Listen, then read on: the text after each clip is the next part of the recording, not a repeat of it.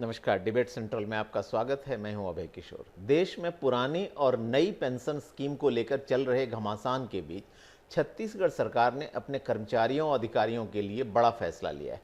इसके मुताबिक नए कर्मचारियों को पुरानी पेंशन योजना का फायदा मिलेगा, जबकि पुराने कर्मचारियों के सामने नई पेंशन स्कीम और पुरानी पेंशन योजना के ऑप्शन होंगे। भूपेश कैबिनेट ने प्रदेश के अधिकारियों कर्मचारियों के एनपीएस की रकम वापस करने को लेकर केंद्र सरकार की मनाही के बाद भी पुरानी पेंशन योजना का फायदा देने का फैसला लिया है। लेकिन ये फैसला क्या चुनावी फैसला है या सरकार सच में कर्मचारियों का हित चाहती है? आज इसी पर हम चर्चा करेंगे, लेकिन उससे पहले देखिए ये रिपोर्ट।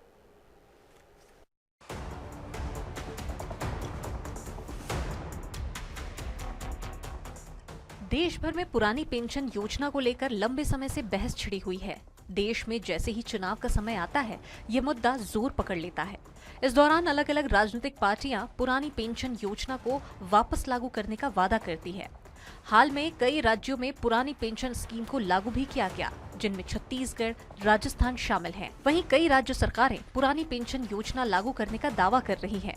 छत्तीसगढ़ में भूपेश सरकार के नए फैसले के मुताबिक सरकारी कर्मचारियों को 1 अप्रैल 2022 से ही छत्तीसगढ़ सामान्य भविष्य निधि का सदस्य माना जाएगा और 1 नवंबर 2004 या उसके बाद नियुक्त तारीख से 31 मार्च 2022 तक एनपीएस खाते में जमा कर्मचारी अंशदान और उस पर कमाया ब्याज सरकारी कर्मचारी के लिए एनपीएस नियमों के तहत देय होगा।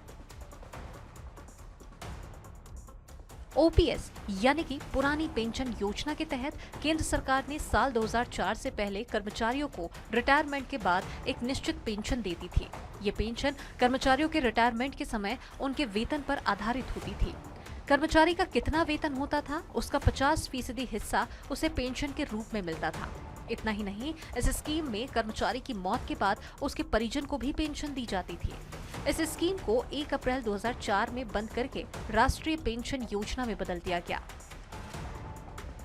पुरानी पेंशन योजना लागू करने वाला छत्तीसगढ़ पहला राज्य है, जिससे प्रदेश के शासकीय कर्मचारियों को फायदा मिलेगा। इस फायदे को अन्य राज्यों तक लेकर जाना कांग्रेस के लिए आसान होगा। मुख्यमंत्री भूपेश बघेल विधानसभा चुनाव के साथ साथ लोकसभा चुनाव में भी इसे एक बड़ा चुनावी मुद्दा बना सकते हैं। इसके साथ ही वो बीजेपी शासित राज्यों के लिए मुश्किलें खड़ी कर सकते हैं। Bureau report, Asian news. इस मसले पर चर्चा करने के लिए हमारे साथ मौजूद हैं कांग्रेस नेता अमित श्रीवास्तव, बीजेपी नेता निशिकांत पांडे, शिक्षक नेता विवेक दुबे और इन तीनों का स्टूडियो में आप सबका बहुत बहुत स्वागत है। सबसे पहले विवेक जी, आपसे ही समझना चाहेंगे, आप सर्व शिक्षक संघ के प्रदेश अध्यक्ष भी हैं और आपने जो है कर्मचारियों के और शिक्षकों के हित से जुड़े इस मसले को गहराई से देखा परखा भी है। सरकार जिस तरह से नई और पुरानी पेंशन योजना को लेकर उसने पुरानी पेंशन योजना या ओपीएस को चुना है, क्या आपको लगता है उससे सभी कर्मचारियों का हित उसमें निहित है?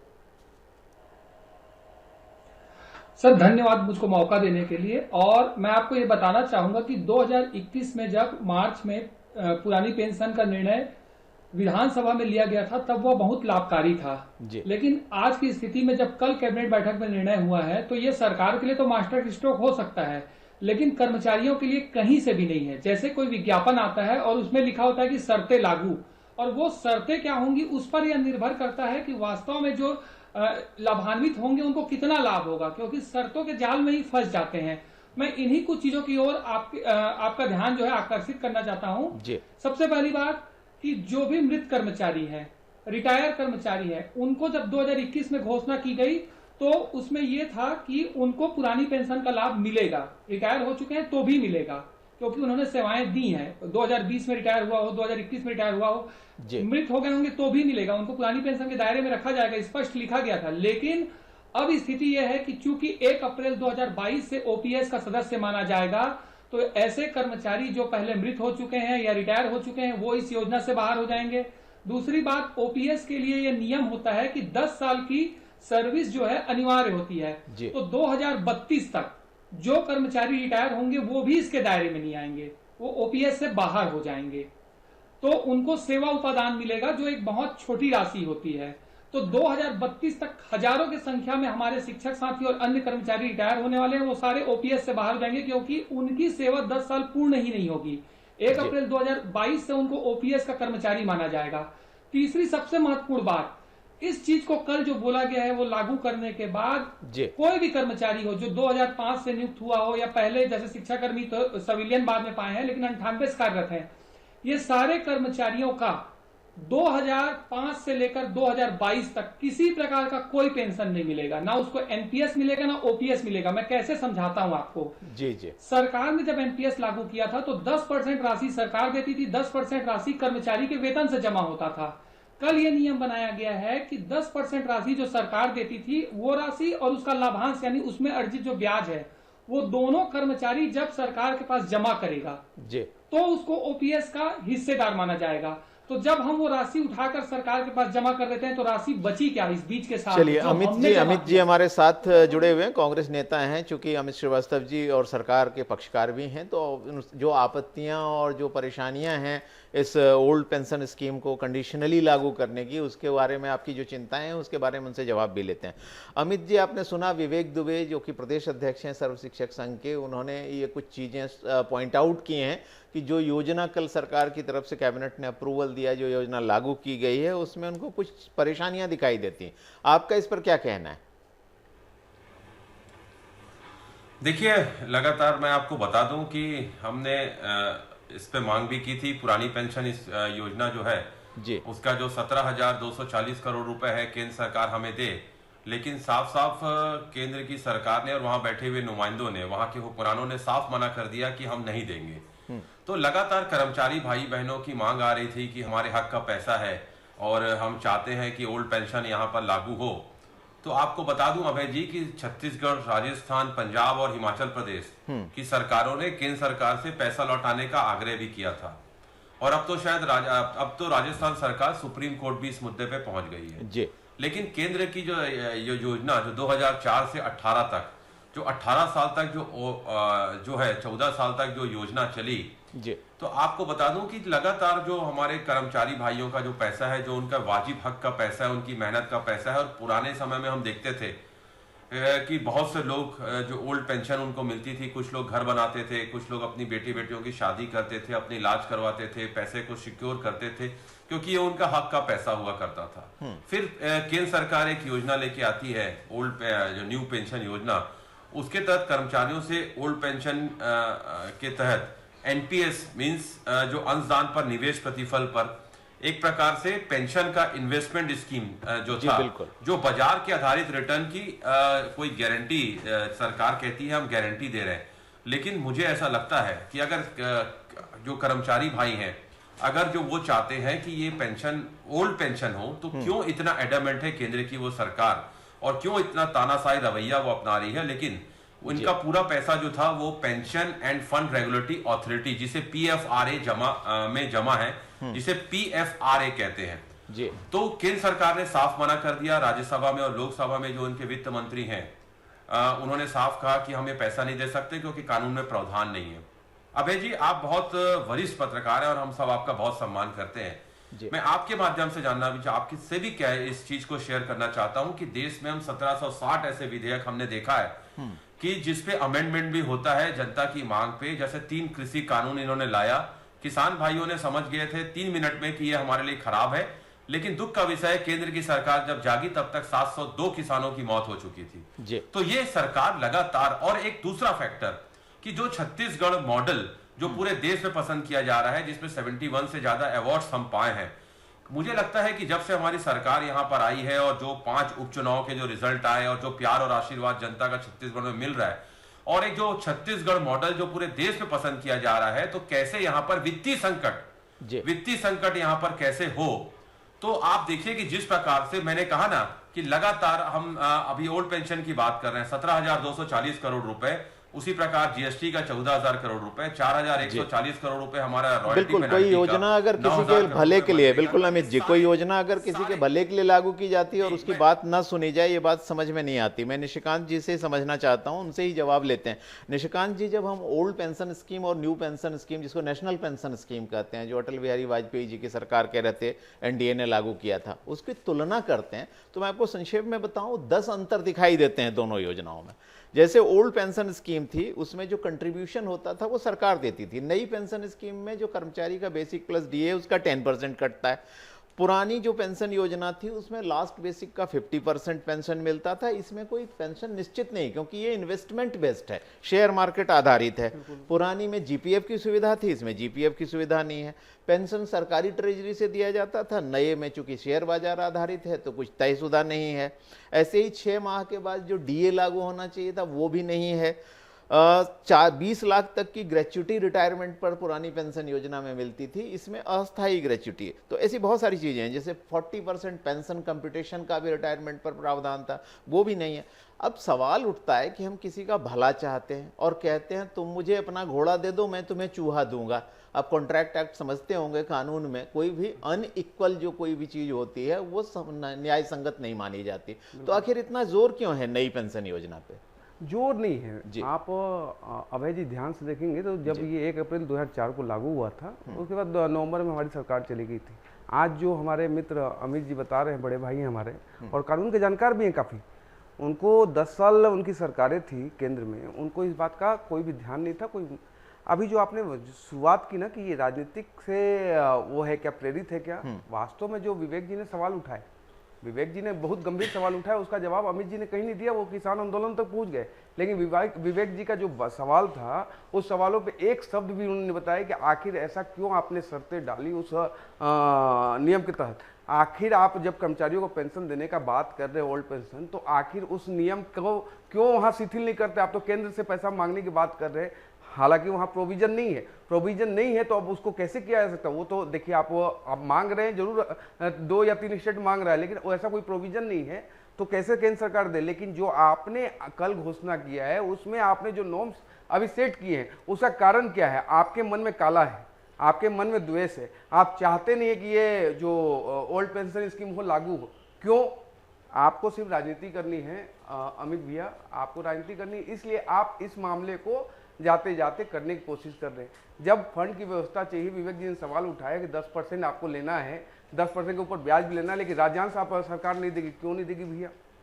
अमित जी, ये गंभीर सवाल है, विवेक जी के सारे प्रश्नों का उत्तर आपको देना चाहिए, ये मेरा आपसे आग्रह है। जी अभय जी। बिल्कुल। अमित जी, चूंकि मसला गंभीर है, ये किसी तरह की राजनीति का प्रश्न है, ये लाखों कर्मचारियों और शिक्षकों और तमाम ऐसे वर्ग जिनको पेंशन से लाभ मिलता है उससे जुड़ा है। जब हम खुद भी एनालिसिस करते हैं तो पाते हैं कि ओल्ड पेंशन स्कीम ज़्यादा बेहतर योजना है, क्योंकि नई पेंशन योजना जो है निवेश आधारित है, उसमें निवेश का कंपल्सन है। जैसे रिटायरमेंट पेंशन के लिए आपको एनपीएस फंड से 40% निवेश करना पड़ता है, जबकि पुरानी में नहीं है। तो पुरानी पेंशन योजना लागू करने का फैसला तो हितकर है, लेकिन इसकी 2 एस्पेक्ट हैं। एक कि उसमें जो, जैसा कि अभी विवेक दुबे जी ने उठाया, कुछ ऐसी शर्तें हैं जो कर्मचारियों का हित साधती नहीं दिखाई देती, और दूसरा ये कि इसके पर जो बर्डन आएगा राज्य पर वो भी काफी बड़ा होगा। उस पर मैं बाद में चर्चा करूंगा। पहले तो मैं आपसे फिर वही समझने की कोशिश करता हूं कि विवेक जी ने जो प्रश्न उठाए हैं उनका क्या समाधान है। देखिए, निश्चित तौर पे अगर विवेक जी ने प्रश्न उठाए हैं और उनको कोई प्रॉब्लम्स हैं तो सरकार उनकी अपनी है। हम छत्तीसगढ़ में जब बैठते हैं कोई भी समस्या को लेके, तो मुझे ऐसा लगता है कि उन छत्तीसगढ़ में 2.80 लाख जनता जो रहती है, हम सब छत्तीसगढ़ को समृद्ध, खुशहाल और सशक्त बनाने के लिए करते हैं। और निश्चित तौर पे हमारे जो कर्मचारी हैं, हमारे कर्मचारी भाई बहन हैं, उनका बहुत बड़ा योगदान होता है किसी भी प्रदेश की उन्नति में जी। और आपके माध्यम से मैं बता दूं, अगर उनको कोई पीड़ा है, वेदना है, तकलीफ है, तो वो सरकार के साथ बैठ के निश्चित तौर पे उनकी चर्चा भी कराई जाएगी और उसका बेस्ट समाधान जो हो सकेगा हम निश्चित तौर पे करेंगे। 1% भी हम पीछे नहीं हटेंगे, क्योंकि हमने अगर संकल्प लिया है, अगर भूपेश बघेल जी ने संकल्प लिया है, तो उसका कोई विकल्प नहीं ढूंढते अभय जी। और शायद इसीलिए छत्तीसगढ़ की जनता कहती है भूपेश है तो भरोसा है। लेकिन मैं पांडे जी, निशिकांत जी बहुत अच्छे भाजपा के सम्मानित प्रवक्ता है, मेरे छोटे भाई भी हैं, लेकिन मुझे उनसे एक चीज कहना है कि अगर कर्मचारी भाई चाहते हैं कि ओल्ड पेंशन योजना लागू हो जाए, तो केंद्र की सरकार क्या उस पर अमेंडमेंट नहीं कर सकती? और आपने, मैं बड़े जिम्मेदारी के साथ पांडे जी कहना चाहता हूं कि ये कोई राजनीतिक मुद्दा मैं ऐसे नहीं मानता। क्यों? क्योंकि ये हमारे वो भाई हैं जिनका बहुत योगदान हमारे स्टेट के डेवलपमेंट में होता है, स्टेट की उन्नति में होता है। तो लगातार हम उनके साथ हैं, हमने पहले भी कहा था, हम आज भी है। निशिकांत जी इसका जवाब देना चाहते हैं, आपकी बात का शायद कोई जवाब देना चाहते हैं। निशिकांत जी से सुनते हैं क्या कहना चाहते हैं निशिकांत जी। मैं कंप्लीट कर लूं अभय जी? जी जी, बोलिए बोलिए।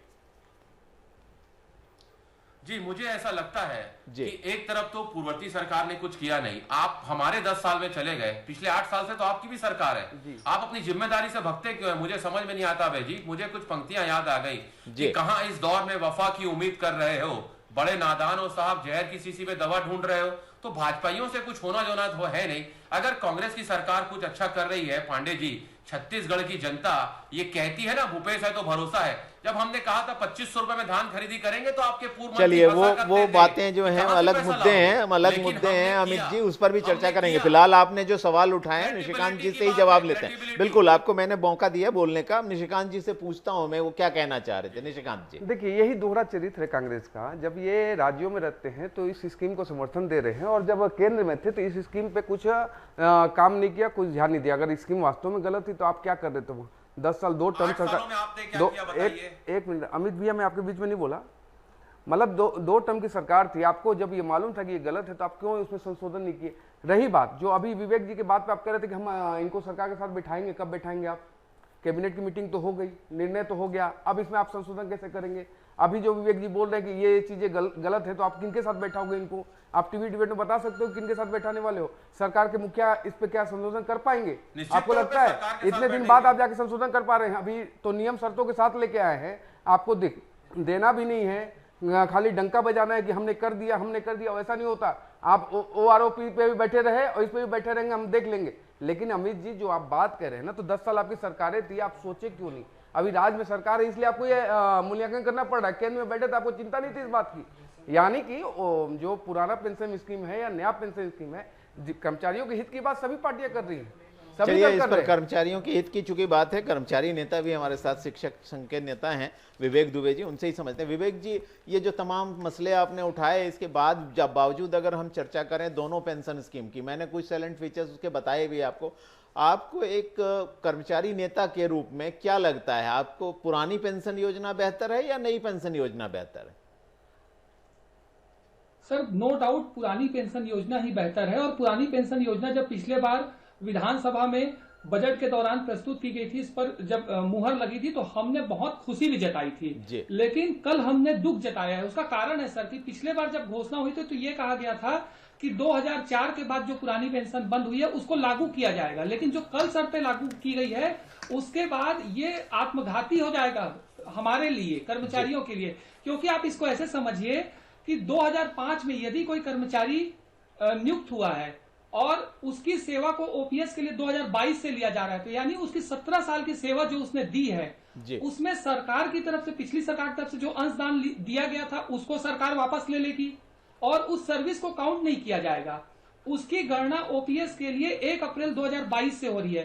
तो सर कोई आदमी अपनी 17 साल सेवा दे चुका है, मान लीजिए अगर वो 30 साल की उम्र में नौकरी लगा था और 17 साल वो पूरी कर चुका है जिसको गिनती नहीं की जा रही, तो आज वो 47 साल का हो गया है और अगले 15 साल में रिटायर हो जाएगा। एक चीज बताता हूं आपको, जनप्रतिनिधि अगर एक दिन के लिए विधायक या सांसद बन जाते हैं तो उनको पूरा पेंशन मिलता है, लेकिन कर्मचारी के साथ ये दिक्कत है कि जब वो 33 साल की सेवा पूरी करता है, 33 इयर्स की जब सेवा वो पूरी कर लेता है, तब जाकर उसको 50% पेंशन मिलता है। और अगर उसकी सेवा कम रहती है तो उसी के रेशियो में मिलता है। तो यदि आपने 17 साल उसके काउंट ही नहीं किए तो ये मान के चलिए कि जिस पेंशन का वो हकदार था उसका आधा पेंशन वो पाएगा रिटायरमेंट के समय, यानी 50% मिलता था वो जाकर अब 25% मिलेगा। इसके नुकसान की भरपाई कोई नहीं कर सकता। फिर मैंने जो बड़ा सवाल उठाया कि जो 2032 तक रिटायर होंगे कर्मचारी, उनकी 10 साल की सेवा अवधि ही पूर्ण नहीं हो पाएगी, वो सारे पेंशन से बाहर हो जाएंगे। 2032 तक इस प्रदेश में कितने हजार कर्मचारी रिटायर होंगे वो आप कल्पना कर सकते हैं। 50,000 से भी अधिक कर्मचारी रिटायर होंगे। जी बिल्कुल, वो तो आएंगे अमित जी से एक और गंभीर मुद्दा विवेक जी जो इस पूरी चर्चा से अलग हटके, वो चूंकि सरकार में अमित जी बैठे हैं तो अमित जी से भी जानना चाहूंगा मैं। अमित जी, इस पूरे विवाद का एक और पहलू है, वो पहलू ये है कि पुरानी पेंशन स्कीम जो है वो सरकार पर और बोझ बढ़ाने वाली, राज्यों पर इसका कुल बोझ काफ़ी बढ़ेगा। जैसे मैं एक उदाहरण देता हूं कि राज्यों पर जो पेंशन का कुल भार है वो 1990-91 में 313 करोड़ था, जो 2020-21 में पहुंचकर, सभी राज्यों की बात मैं कर रहा हूं, केवल छत्तीसगढ़ की नहीं, वो 2020-21 में पहुंचकर 3,86,000 करोड़ तक पहुंच गई थी। अकेले छत्तीसगढ़ की बात करूं तो 16 साल में जो पेंशन बिल है वो 12 गुना बढ़ा है। जबकि रेवेन्यू इस अनुपात में नहीं बढ़ा, रेवेन्यू सिर्फ 7.9% बढ़ा है।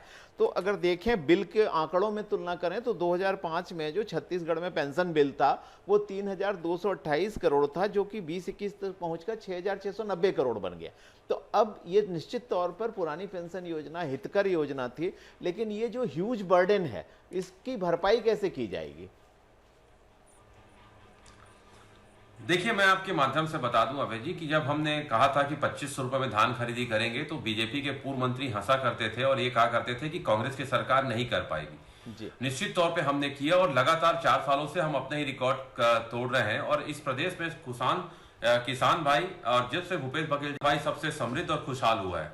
उसी प्रकार से मैंने जैसा कहा ना, अगर भूपेश बघेल जी ने कहा है, हमारी सरकार ने कहा है, तो निश्चित तौर पर हमने संकल्प लिया था और हम उसे पूरा भी कर रहे हैं। और लगातार हमने अगर कहा है, हमने संकल्प लिया, तो हम उसका कोई विकल्प नहीं ढूंढते। और आपको मैं बता दूं कि जिस प्रकार से अंशदान और उस पर अर्जित लाभांश पर ही जो पुरानी पेंशन की पात्रता होगी, और विवेक भाई जो कह रहे थे कि अप्रैल 2022 के बाद नियुक्त होने वाले पुराने कर्मचारी पेंशन योजना के सदस्य होंगे, और उसमें क्लियर एक बार मुझे ऐसा लगता है कि पहले नियुक्त कर्मचारियों को शपथ प्रस्तुत करना होगा और उसका लाभ भी उन्हें मिलेगा। लेकिन फिर भी अगर विवेक भाई को लगता है तो मैं निश्चित तौर पे सरकार आगे भी उनके साथ बैठेगी और कर्मचारी नेता है, और निश्चित तौर पे उन्होंने ठीक कहा कि जब विधानसभा में ये पास हुआ था, पिछली बार जब चर्चा हुई थी, तो इन्होंने फटाके भी फोड़े थे, मिठाई भी बांटी थी और मुख्यमंत्री जी से मिले भी थे। तो हमेशा से हम कर्मचारी भाइयों के साथ पहले भी थे, आज भी हैं और कल भी रहेंगे। और निश्चित तौर पे मैंने कहा ना, जब हम छत्तीसगढ़ की उन्नति और प्रगति की बात करते हैं तो उसमें 2,80,00,000 लोग आते हैं और उसमें विवेक दुबे जी भी आते हैं, अमित श्रीवास्तव भी आता है और पांडे जी भी आते हैं। तो निश्चित तौर पे मैं आपके माध्यम से उनको आश्वस्त करना चाहता हूं कि कर्मचारी भाइयों की कोई भी अगर परेशानी होगी तो मुख्यमंत्री जी के साथ, हमारे मंत्रिमंडल के सदस्यों के साथ बैठ के उस प्रॉब्लम को सॉर्ट आउट किया जाएगा। लेकिन मैंने कहा ना, अभी पांडे जी कह रहे थे, मैंने तो सारा जवाब दे दिए, लेकिन मुझे ऐसा लगता है कि मेरे छोटे भाई पांडे जी अपने पिछले 8 साल की जो सरकार है और जो लगातार ये अपने कॉर्पोरेट मित्रों को फायदा जी बिल्कुल। निशिकांत जी, आपसे ही समझता हूं, जब हम कई राज्यों में देख रहे हैं कि कर्मचारी संगठन लगातार पुरानी पेंशन योजना को लागू करने के हित में, तो अगर कोई चीज जनहित में है तो ये दुराग्रह क्यों है कि हम नई पेंशन योजना को ही लागू करेंगे? क्या भाजपा सरकार जिन राज्यों में है वो कर्मचारियों को एक अलग नजरिए से देखती है? नहीं, बिल्कुल नहीं। एक मतलब 2004 में संशोधन किया गया था न्यू पेंशन स्कीम के तहत, उसको चलाया जा रहा था। अब उसमें देखिए कुछ ना कुछ जो हमारे विवेक भाई बोल रहे हैं, कर्मचारियों के हित की बात है और हो भी सकती है, लेकिन जो इनका तरीका था कि नहीं, हमारा ये 17,800 करोड़ रुपया है वो केंद्र हमको वापस दे दे। अरे केंद्र अपने जेब में नहीं रखा है, वो मार्केट में है। मार्केट का आप जानते हैं पूरा मतलब इकोनॉमिक्स ध्वस्त हो सकता है अगर उस पैसे को मार्केट से निकाल जाए। लेकिन मैं कुछ दूसरी बात पूछना चाह रहा हूँ, ये जो अभी हमारे अमित भैया बता रहे थे, काफी वरिष्ठ हैं, तो भैया जो आप 2500 रुपये धान दे रहे हो उसमें केंद्र का भी कुछ सहयोग होगा, अकेले अपने नाम से डंका मत पीटो। दूसरी बात, जो ये बोल रहे ना कि हमने नया स्कीम लाया और विधानसभा में अलग और यहाँ कल कैबिनेट में अलग, यही है, कोई शर्त होती नहीं प्यार में, मगर प्यार शर्तों पे तुमने किया। और शर्त क्यों डाल दिया आपने? जब विधानसभा में शर्तें नहीं थी तो अभी क्यों डाला आपने? ये आपके मन का मेला नहीं बताता? ये आप कर्मचारियों के हित की बात करते हो या इनके साथ धोखा कर रहे हो? अमित जी, आप इस पे जितना भी अध्ययन कर लें या जितना भी वो मंथन कर लें, लेकिन जो विवेक जी सवाल उठा रहे हैं उसका जवाब तो आपको देना ही पड़ेगा। क्यों नहीं किए? हाँ? साढ़े 12 लाख करोड़ रुपए आप अपने कॉर्पोरेट मित्रों के माफ कर सकते हो। कॉर्पोरेट में तो फिर यार अमित जी आपने रटा रटाया चाल चरित्र और चेहरा, अमित जी अटकी भटकी लड़की जो बीजेपी है ना, इसीलिए छत्तीसगढ़ की जनता उसे बार बार जवाब दे रही है। पांडे जी, अभी भी सुधर जाइए। और कर्मचारी भाइयों पे एक भी छत्तीसगढ़ में भाजपा का नेता आवाज क्यों नहीं उठाता? क्यों डरते हैं आप इतना साह और सहनसा से केंद्र में बैठे हुए नुमाइंदे से? क्यों डरते हैं आप? जी राज्यसभा सांसद, चलिए निशिकांत जी, क्योंकि समय अमित जी समय खत्म हो रहा है और निशिकांत जी कुछ कहना चाह रहे हैं, तो अब लोकतंत्र है, कहने के लिए उनको समय तो देना पड़ेगा। निशिकांत जी, घिसा पीटा जो है ना डायलॉग की कॉर्पोरेट को, और दो ही अडानी अंबानी, उनके कितने बड़े एम्प्लॉय का संगठन है, एम्प्लॉय कितने बड़े हैं, कितने लोगों को रोजगार देना है, वो आपको तो दिखता नहीं। उनसे आपको मोहब्बत भी है, राजस्थान में भी मोहब्बत करेंगे, छत्तीसगढ़ में मोहब्बत करेंगे, लेकिन ऐसे दिन के उजाले में गाली देंगे। यही दोहरा चरित्र के कारण आप जो बोले ना कि हमको छत्तीसगढ़ की जनता हरा रही है, आपको पूरे देश में जनता हरा रही है, आपके चाल चरित्र और ये दोहरा रवैया के कारण। अमित जी, ऐसा ये है भाजपा नेता का काम। अपने कॉर्पोरेट मित्रों का गुणगान मत करिए टीवी गुणगान में नहीं कर रहा हूँ, लेकिन वो देश के प्रतिष्ठित व्यापारी है। आप राजस्थान में बुला के स्वागत करते हो, स्वागत करते हो तो मेहनत किए, उनके हक का पैसा है। अरे नहीं अमित जी, हक का पैसा है तो सर हटा दो ना, पीछे मत खड़े होइए। हक का पैसा है तो सर हटा दो, खड़े होइए। हक का पैसा है तो सर हटाओ ना। हर स्थिति में, हर परिस्थिति में हम खड़े हैं। बोलिए सर हटाए। हर स्थिति और परिस्थिति में हम कर्मचारी भाइयों के साथ खड़े हैं। वो तो दिख रहा है, मुख्यमंत्री जी ने बड़ी जिम्मेदारी से कहा, केंद्र ने मना कर दिया तो क्या हो गया, हम करेंगे। लेकिन आप इतने, आपका एक बड़ा दुख का विषय है, आपका एक भी सांसद इस पे आवाज नहीं उठाता, आपका एक भी विधायक इस पे आवाज नहीं उठाता, एक भी भाजपा नेता, राष्ट्रीय उपाध्यक्ष इस पे आवाज नहीं उठाते। चलिए इन सवालों के साथ आज हम अपने दर्शकों को यहीं छोड़े जाते हैं, क्योंकि समय खत्म हो रहा है। ये चर्चा जारी रहेगी, किसी और दिन किसी और विषय के साथ जारी रहेगी। हम कर्मचारियों के हित की बात करने के लिए एक बार फिर हाजिर होंगे, लेकिन तब तक के लिए आप तीनों मेहमानों का बहुत बहुत शुक्रिया। तो आज हम चर्चा कर रहे थे डिबेट सेंट्रल में ओपीएस वर्सेस एनपीएस, यानी पुरानी पेंशन स्कीम बनाम नई पेंशन स्कीम की, किस स्कीम में क्या दिक्कतें हैं और उसका क्या फायदा या नुकसान कर्मचारियों को हो सकता है। आज की चर्चा में इतना ही, मुझे दीजिए इजाजत, नमस्कार।